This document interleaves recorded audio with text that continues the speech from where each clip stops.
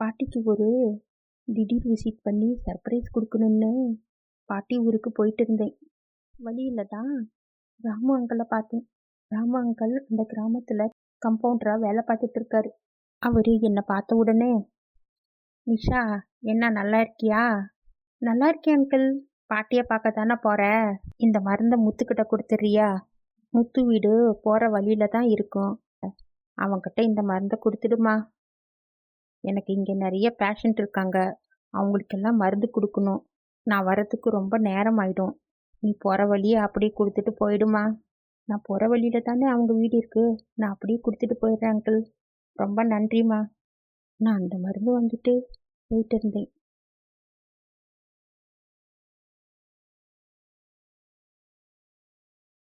வழியில் திடீர்னு மழை பெய்ய ஆரம்பிச்சிடுச்சு.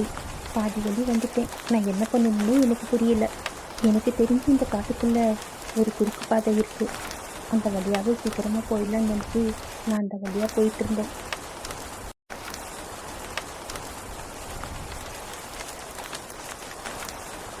ஆனால் மழை நிற்கிற பாடு இல்லை. அப்போ தான் அங்கே இருந்த ஒரு குகையில் கொஞ்ச நேரம் நின்று போகலான்னு போய் நின்னேன். அவள் உன்னை பார்த்துக்கிட்டே இருக்கா. அவளுக்கு பிடிச்சது கிடைக்கலன்னாலும் அதை அவள் இப்படியாவது அடைஞ்சே தீருவா. அங்கே யாரோ ஒரு பொண்ணு பேசுகிற மாதிரி இருந்துச்சு. அந்த பொண்ணு ஏதோ பேசுறது கேட்குது. ஆனால் அவள் என்ன சொல்ல வரான்னு தெரியல. வந்துக்கிட்டே இருந்துச்சு. எனக்கு ரொம்ப பயமாக இருந்துச்சு. நான் இந்த வழியாக வந்திருக்கக்கூடாது. ஒருவேளை இந்த குகைக்குள்ளேருந்து வருதோ என்னவோ. ஆனால் குகைக்குள்ளே போய் பார்க்குறதுக்கு எனக்கு தைரியமே இல்லை. எனக்கு ரொம்ப பயமாக இருந்துச்சு. இங்கேருந்து கிளம்பிடலான்னு நினச்சப்போ தான் நான் அந்த பொண்ணை பார்த்தேன். அவள் உன்னை பார்த்துக்கிட்டே இருக்கா.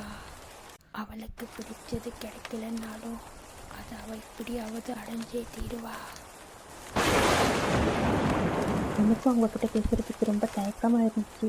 இருந்தாலும் தைரியத்தை வரவழைச்சிட்டு நான் அவங்கக்கிட்ட, உங்களுக்கு அந்த சத்தம் கேட்குதா? அந்த பொண்ணு பேசுகிற மாதிரி. அந்த பொண்ணு ஏதோ ஆபத்தில் இருக்கான்னு நினைக்கிறேன். அவளை போய் நாம் காப்பாற்றணும். என்னது, அந்த பொண்ணு ஆபத்தில் இருக்காங்களா?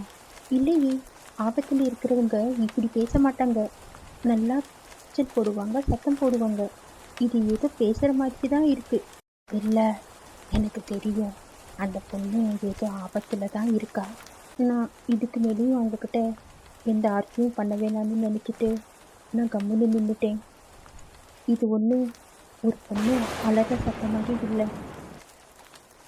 அந்த சத்தம் அந்த வழியாக தான் வர்ற மாதிரி இருக்கு. வா, நம்ம 2 பேரும் போய் அந்த பொண்ணை காப்பாற்றலாம். அவங்க என்னை கூப்பிட்டதும் நான் ரொம்பவே பயந்து போயிட்டேன்.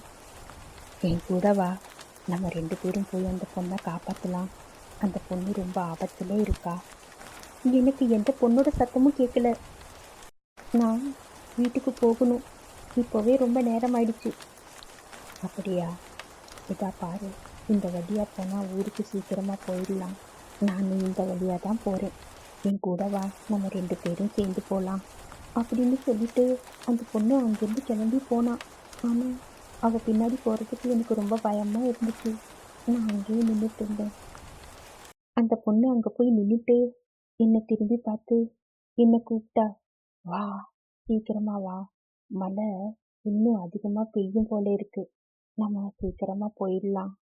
நானும் அந்த வழியாக ஊருக்கு போயிடலான்னு தான் போனேன். ஆனால் என் மனசுக்குள்ள ஒரு பயம். இவனை பார்த்தா ஒரு மாதிரியா இருக்கு. இவன் நிஜமாலே பொண்ணா இல்லை பேயான்னு என் மனசுக்குள்ள சந்தேகம் வர ஆரம்பிச்சிடுச்சு. நான் நினைச்சது சரிதான்.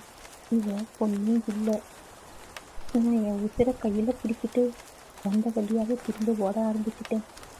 அப்புறமா தான் நான் தெரிஞ்சுக்கிட்டேன், அந்த காட்டுப்பாதையில் அந்த மாதிரி எந்த ஒரு பாதையோ குகையோ இல்லைன்னு.